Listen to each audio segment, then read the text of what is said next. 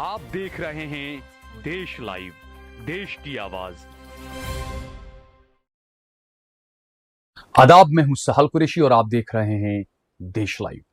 आज हम बात करेंगे भारत और पाकिस्तान की उस कूटनीतिक लड़ाई की जो सिर्फ सीमा पर नहीं बल्कि दुनिया के बड़े बड़े शक्ति केंद्रों में भी लड़ी जा रही है।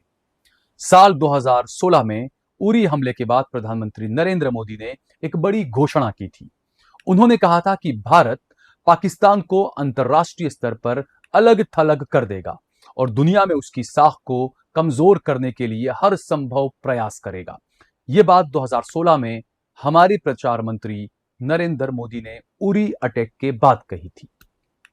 उस समय ऐसा लग रहा था कि भारत की यह रणनीति सफल हो रही है। अमेरिका से लेकर यूरोप तक कई देश पाकिस्तान पर आतंकवाद को बढ़ावा देने के आरोप लगाया करते थे। पाकिस्तान को FATF की ग्रे लिस्ट में रखा गया। विदेशी निवेश उससे प्रभावित हुआ। अंतर्राष्ट्रीय मंचों पर उसे लगातार आलोचना का सामना भी करना पड़ा। लेकिन तकरीबन एक दशक के बाद हालात अब बदले हुए नजर आ रहे हैं, जो भारत के लिए चिंता की बात है। अल जजीरा की एक विस्तृत रिपोर्ट के अनुसार आज पाकिस्तान न केवल चीन का सबसे करीबी रणनीतिक साझेदार बना हुआ है, बल्कि अमेरिका के राष्ट्रपति डोनाल्ड ट्रंप के साथ भी उसके संबंध पहले की तुलना में कहीं ज्यादा अधिक मजबूत हो चुके हैं। रिपोर्ट के मुताबिक पिछले वर्ष भारत और पाकिस्तान के बीच हुए सैन्य संघर्ष के बाद अमेरिका के राष्ट्रपति डोनाल्ड ट्रंप ने दावा किया था कि उन्होंने दोनों देशों के बीच युद्ध विराम कराने में महत्वपूर्ण भूमिका निभाई है। उन्होंने यह भी कहा था कि मैंने भारत को डराया, धमकाया, इस तरह की बातें उन्होंने कही थी। पाकिस्तान के प्रधानमंत्री शहबाज शरीफ ने इसके लिए ट्रंप को सार्वजनिक रूप से धन्यवाद दिया, जबकि भारत ने यह कहा कि युद्ध विराम पूरी तरह भारत और पाकिस्तान के बीच सीधी बातचीत का परिणाम था और किसी तीसरे पक्ष की कोई मध्यस्थता स्वीकार नहीं की गई। यह भारत की तरफ से दावा किया गया था। लेकिन इसके बावजूद ट्रंप लगातार यह दावा करते रहे कि उन्होंने दोनों परमाणु शक्ति संपन्न देशों के बीच युद्ध को रुकवा दिया। विश्लेषकों का मानना है कि इस मुद्दे ने भारत और ट्रंप प्रशासन के बीच कुछ दूरी पैदा की, जबकि पाकिस्तान ने इसे अपने पक्ष में जमकर इस्तेमाल किया। रिपोर्ट में यह भी कहा गया है कि पाकिस्तान के सेना प्रमुख फील्ड मार्शल असीम मुनीर को व्हाइट हाउस में विशेष सम्मान दिया गया। अमेरिकी राष्ट्रपति ने उनकी सार्वजनिक प्रशंसा भी की। इसे कई विशेषज्ञ पाकिस्तान की कूटनीतिक सफलता के रूप में देख रहे हैं। दूसरी ओर भारत को उस समय अंतर्राष्ट्रीय समुदाय से वो समर्थन नहीं मिला जिसकी उसे उम्मीद थी और दरकार भी थी। विशेष रूप से पहलगाम हमले के बाद पाकिस्तान की भूमिका को लेकर भारत दुनिया को पूरी तरह से आश्वस्त नहीं कर सका और यही नरेंद्र मोदी की सरकार की सबसे बड़ी नाकामियों में से एक नाकामी है। रिपोर्ट में दावा किया गया है कि मई 2025 में संघर्ष के दौरान पाकिस्तान द्वारा भारतीय लड़ाकू विमानों को मार गिराने के दावों ने भी वैश्विक स्तर पर काफी चर्चा बटोरी। भारत ने इस मुद्दे पर लंबे समय तक चुप्पी बनाए रखी, जिससे पाकिस्तान के दावों को और ज्यादा बल मिला।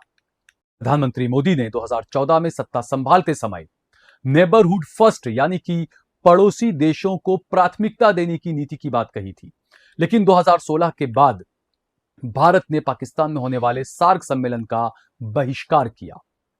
उसके बाद से दक्षिण एशियाई क्षेत्र सहयोग संगठन यानी कि सार्क लगभग निष्क्रिय हो गया।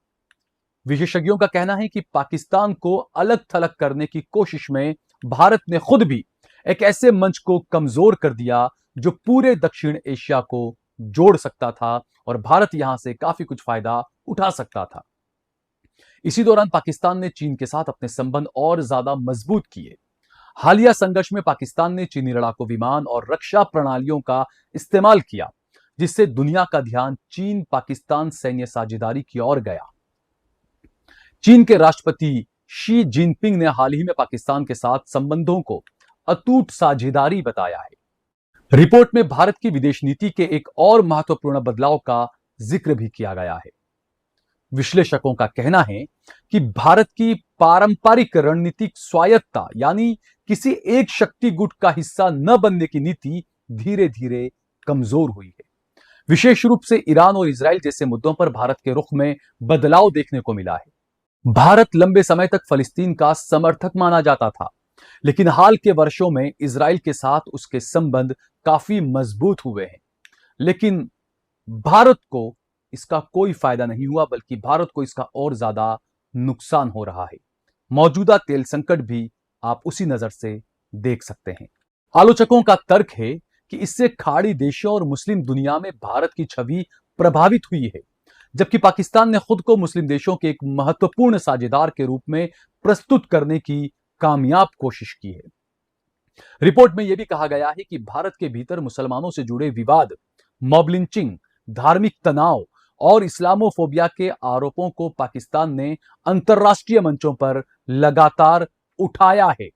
संयुक्त राष्ट्र द्वारा 15 मार्च को इस्लामोफोबिया से निपटने का अंतर्राष्ट्रीय दिवस घोषित कराने में भी पाकिस्तान सीधे तौर पर कामयाब हुआ और इसमें पाकिस्तान के प्रमुख ने अहम भूमिका निभाई थी।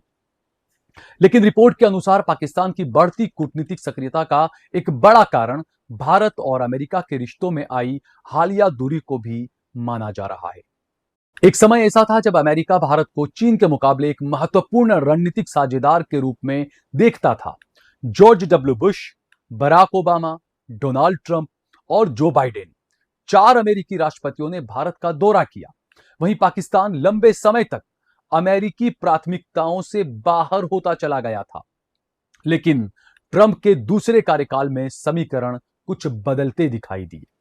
रिपोर्ट के मुताबिक ट्रंप प्रशासन ने भारत पर भारी टैरिफ लगाए, व्यापार असंतुलन को लेकर सार्वजनिक आलोचना की और भारत द्वारा रूस से तेल खरीदने पर भी आपत्ति जताई। इतना ही नहीं, भारत के लिए महत्वपूर्ण माने जाने वाले ईरान के चाबहार पोर्ट प्रोजेक्ट को लेकर भी अमेरिका ने पहले जैसी छूट नहीं दी।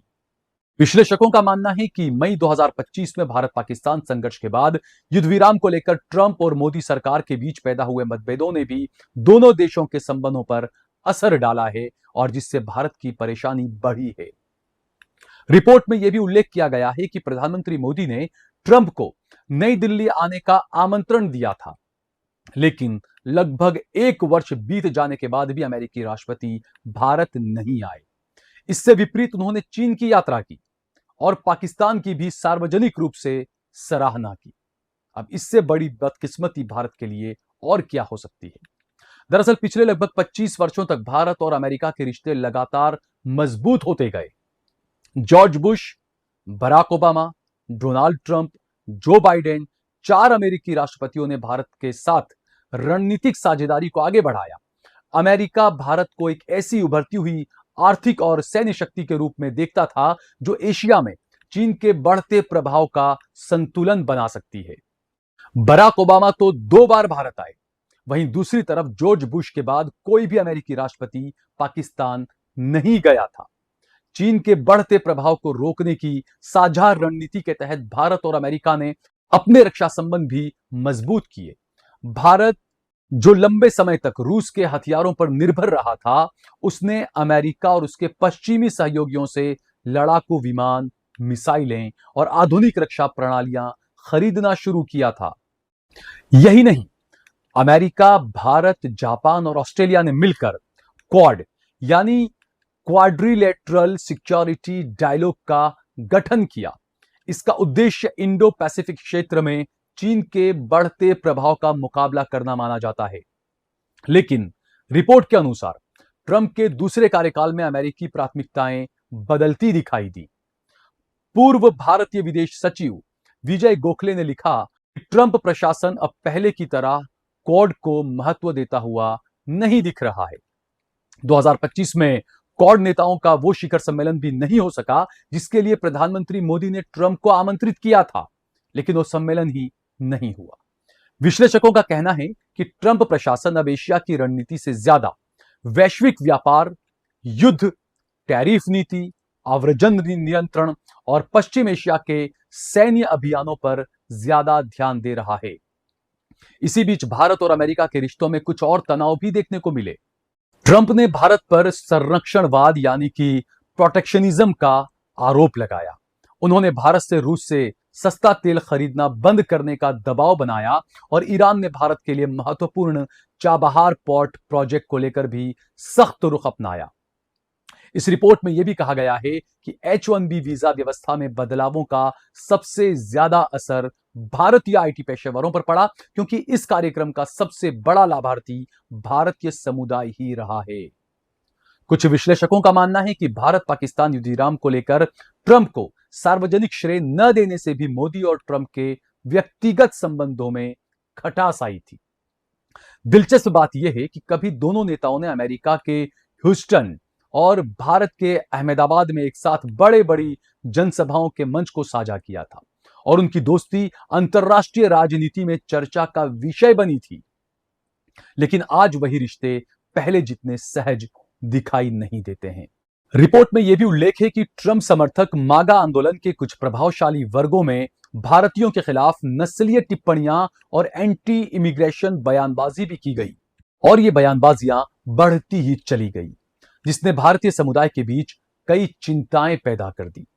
हालांकि इसके बावजूद विशेषज्ञ मानते हैं कि भारत और अमेरिका की साझेदारी इतनी गहरी हो चुकी है कि केवल राजनीतिक मतभेदों से उसे पूरी तरह कमजोर नहीं किया जा सकता। रक्षा, तकनीक, व्यापार, सेमीकंडक्टर, आर्टिफिशियल इंटेलिजेंस और इंडो पैसिफिक सुरक्षा जैसे क्षेत्रों में दोनों देशों की साझेदारी आज भी वैश्विक राजनीति के सबसे महत्वपूर्ण रिश्तों में गिनी जाती है। लेकिन ये और ज्यादा कितनी लंबी टिकी रहेगी या कितनी मजबूत होगी या कितनी कमजोर होगी, इस पर फिलहाल अभी हम कुछ नहीं कह सकते हैं। लेकिन विशेषज्ञ ये भी कहते हैं कि मौजूदा तनाव के बावजूद भारत अमेरिका के बीच 200 अरब डॉलर से अधिक का व्यापार है। रक्षा सहयोग लगातार जारी है और सेमीकंडक्टर, आर्टिफिशियल इंटेलिजेंस तथा महत्वपूर्ण खनिजों के क्षेत्र में साझेदारी अभी भी मजबूती से बनी हुई है। यानी रिश्तों में कुछ खटास जरूर आई है, लेकिन रणनीतिक साझेदारी पूरी तरह से टूटी नहीं है। हालांकि कहानी का दूसरा पक्ष भी है और उसके बारे में भी हमें सुनना चाहिए, सोचना चाहिए। भारत आज दुनिया की सबसे तेजी से बढ़ती अर्थव्यवस्थाओं में शामिल है। अमेरिका और भारत के बीच व्यापार 200 अरब डॉलर से अधिक का है।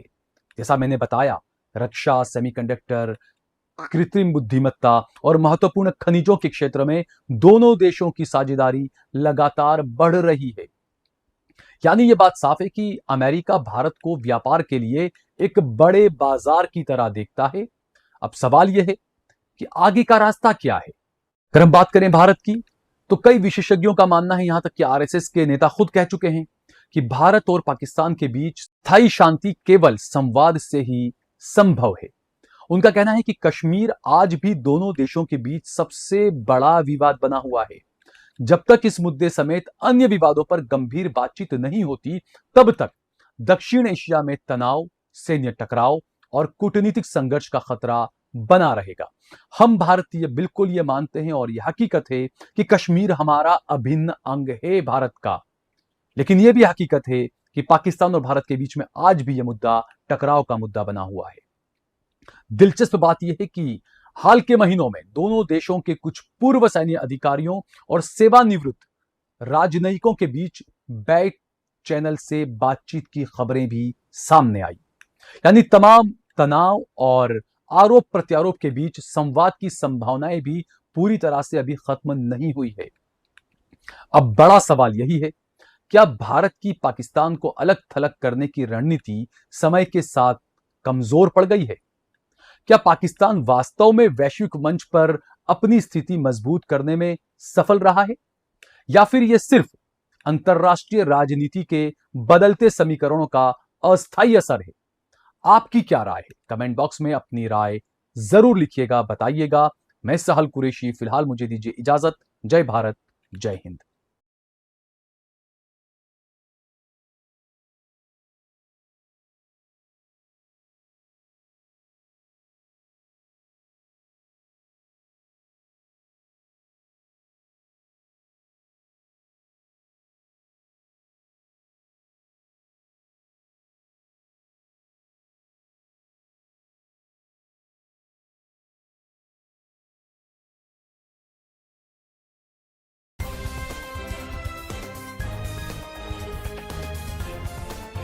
देश और दुनिया की तमाम छोटी और बड़ी खबरों के लिए हमारे चैनल को सब्सक्राइब करना न भूलें और बेल का बटन जरूर दबाएं।